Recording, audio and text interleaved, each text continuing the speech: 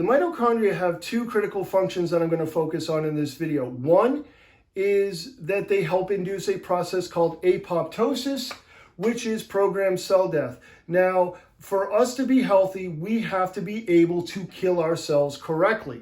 And the mitochondria is critical in that process, in that they release this molecule called cytochrome C from inside the mitochondria into the cytoplasm. Now, one of the other major functions that the mitochondria perform for us to stay healthy is that they produce energy, or ATP.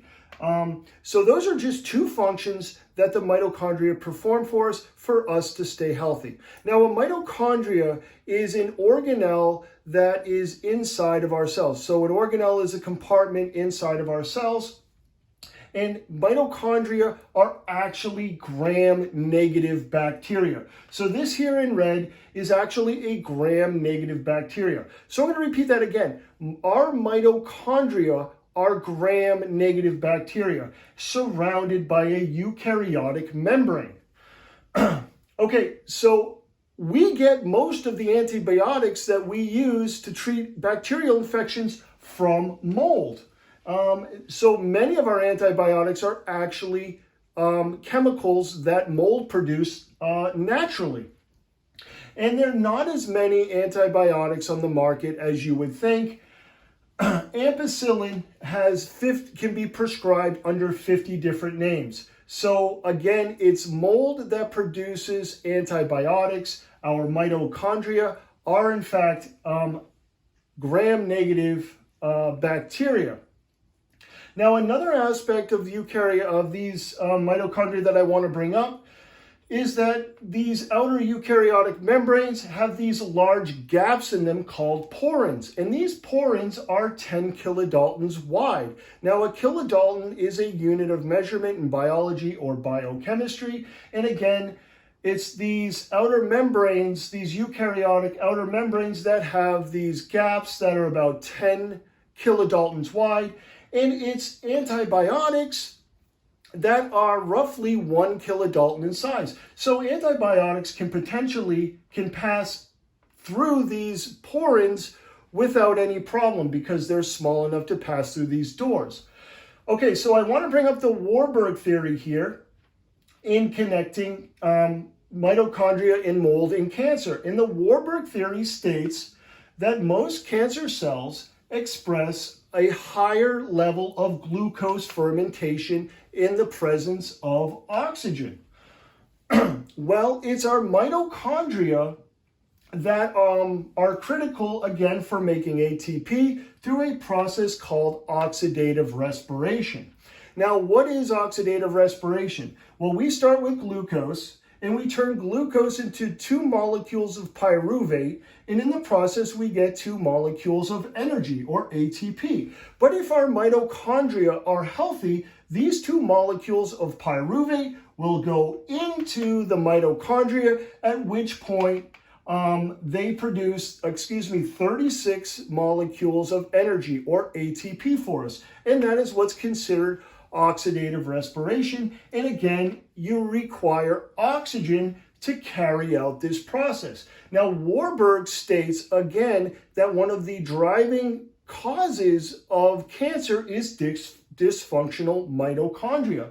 So if our mitochondria are not working correctly, even if we have oxygen, this process, this oxidative respiration process, is not going to happen because the mitochondria are damaged.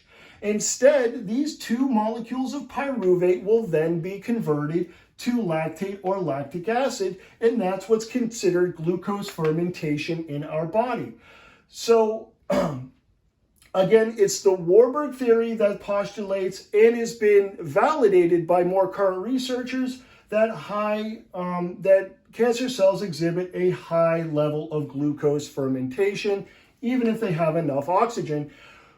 So getting back into mold, if you have a mold infection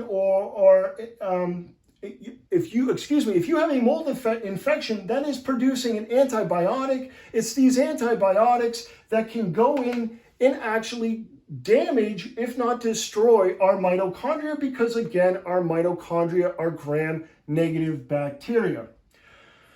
And if we have damaged mitochondria, then we are going to not undergo programmed cell death with the same efficiency, if at all. And obviously, we're not going to be able to make as much energy as we normally would, and we're going to experience higher levels of glucose fermentation.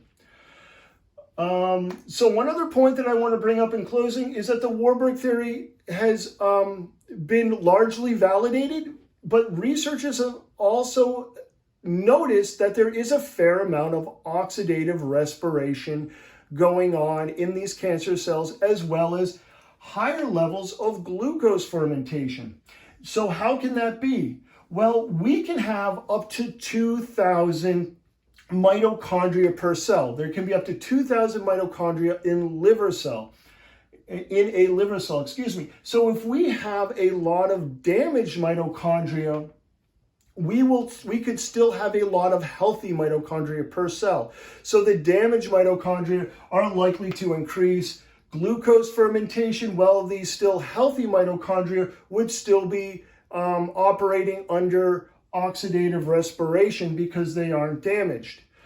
So that is another video on mold, yeast, and fungus. I will leave all my sources in the description box, as well as links to other videos that go over other aspects of these processes as well. I have a video on apoptosis that I'll leave in the description box. And I also just want to bring up one more point here. If we have a mold infection and it's destroying our mitochondria, we have to get rid of all this debris, right? So not only is we're not going to be having functional mitochondria, we're going to have to actively be removing this mitochondria